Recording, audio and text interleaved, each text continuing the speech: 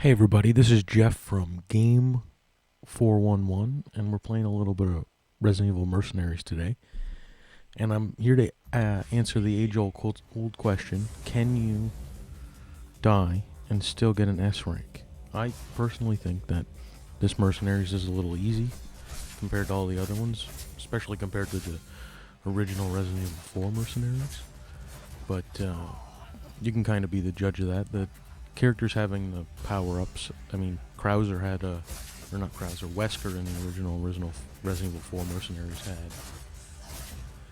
a super power-up or something like that, and maybe Krauser did as well, because I guess in the game he was super powered, but I didn't use them very much in this, and you'll see in this playthrough that I really only try to use it on the big bads, because with Krauser especially, like even with the thrust attack, if you just touch them with like 3 millimeters of the blade, they die. So if you can get them lined up or in a nice row, then you get rid of them pretty easy. But so you'll see them running around here, and that I'm not shooting anybody.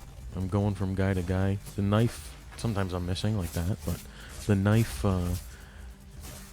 from what I see, gives the most time bonus, and if you're trying to get double S rank, which we're not, spoiler alert, we're not really going to get there in this video, but when you're trying for that S rank, it's pretty important to have a high time at the end when you finish. So, spoiler alert, you're going to get,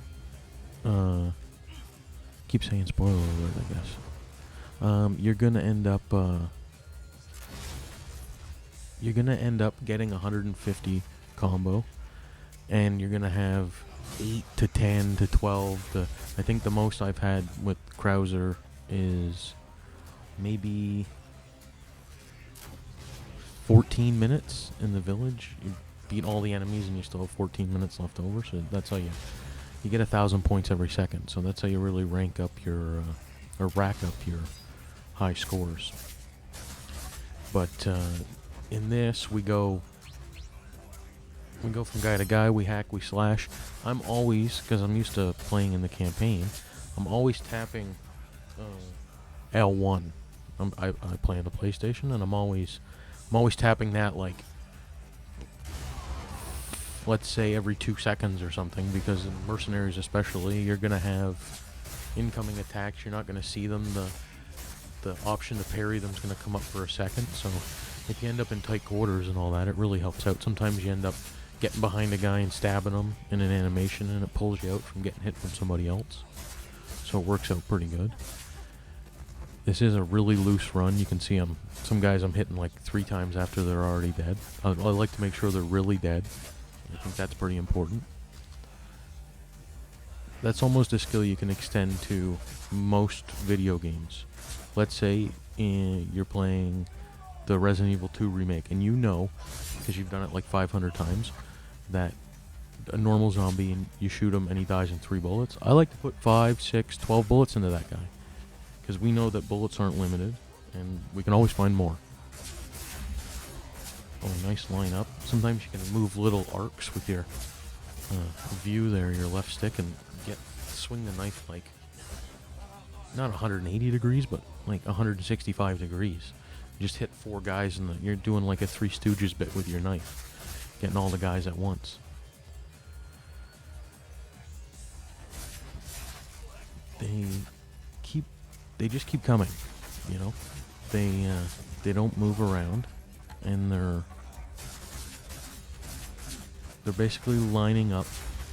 If there was 150 of you, and not to mention that you're infected with some type of parasite that increases your skills or whatever, but like, if there was 150 people and you're like, that guy has a bow and arrow and he can shoot like 5 explosive arrows, and once in a while he can turn into a big beast monster, and oh, here we go, there you go. There's no joking with those guys. Like any of the big monsters, you get them, dude. You touch them with that thing and they're all dead. And we're still doing good. We're almost at a 60 combo here. Oh, get out. There you go, man. Yeah, so, oh, there you go. Sometimes it's just nice to blow everybody up. Like, there's too many of you. There's 15 to 20 enemies. You blow them all up. Oh, get them. And I really like, I don't think Krauser would be nearly as effective in combat if he didn't have that, like he can dash. Not all the other characters can do that, you know, they can move like little bits, like, but his range is like the width of 2 characters. So if you dash towards like their right shoulder, you end up behind them. And then it ends up pretty good. You can grab them and knife them. I guess that's all we're really doing is knifing, but sometimes if you're just knifing, sometimes it's nice to grab and knife, because then you get to do a little grabbing. Which sounds horrible, but I guess if you're a big guy with tentacle arms and... No, I guess they're not tentacles, but big blades for arms with eyeballs in them, they're probably going to let you get away with a little grabbing. That's my guess. Really not a lot going on. Get them. Sometimes you get them in 2. I don't think I've shot a gun once yet. Oh, we're doing good.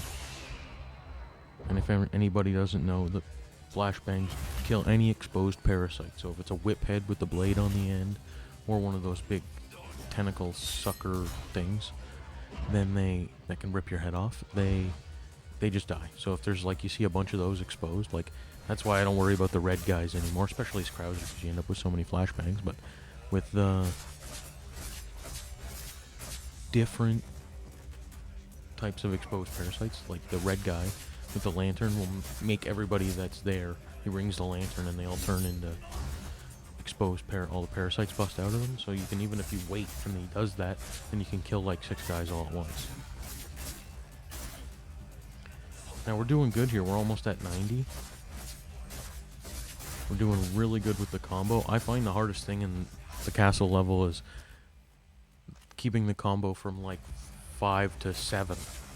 Once you're past that, getting to 100 or 120, you'll see in most of the video I congregate here, and it seems to get all the spawn points if you're running back and forth up here. There you go. Now I do like to load this up sometimes and point it, you know, like if you're getting chased by the big blade guys at the end. I should probably learn everybody's name. I call them little guys and then define them by their weapon, or big guys and then I guess the lantern or the claws. There's also the big armored one with the horns, like the Minotaur, I think, like I'm about to kill. I'm just waiting. I'm trying to keep that combo, so I'll waste a cannon shot to keep the combo. There we go. 1 shot left. I gotta wait now. Now I gotta go and shoot this guy with a bow. While I'm at it, keep that combo.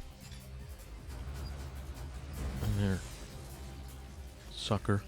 Do you think it's I guess he's blind. I was gonna say, do you think it's smart to run towards a guy who's pointing I understand, you know, you're a big armored guy. If I point a gun at you, or a bow and arrow, you might not flinch, but pointing a whole cannon, it's not really a lot of... Oh, no. There it is. Only made it to 112. Or 111. Kept that combo at 111. And we're doing pretty good. 474. We might be able to inch our way here to... I think even if we finish up and we get... If we would have got all the enemies, I think we still might have ended up with an S double plus, or S plus plus, however you want to say it. But we leave ourselves in the corner here, and this is where we make our mistake. We don't immediately... We didn't throw the flashbang before, and he got us. It's really frustrating when you hold a combo even that far, because 110 combo is still really good. But that does answer the question. You can get an S plus or an S rank and die in the castle. Krauser's pretty versatile. I don't think I get less than an S when I play with him, even if I die around 90, you know, because you have so much time. Well, I guess you don't get the time bonus. Thanks for watching.